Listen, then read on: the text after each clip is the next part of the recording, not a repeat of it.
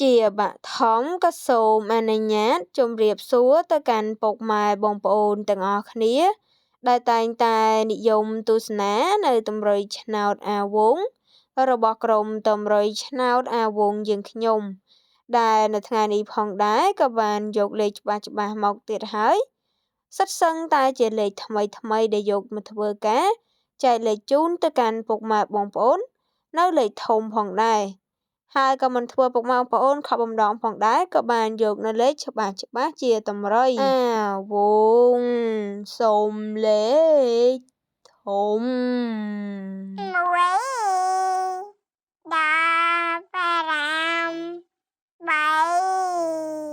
អាវុងសូមលេខធំ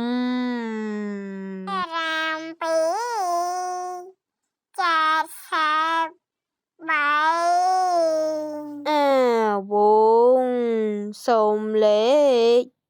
ធំ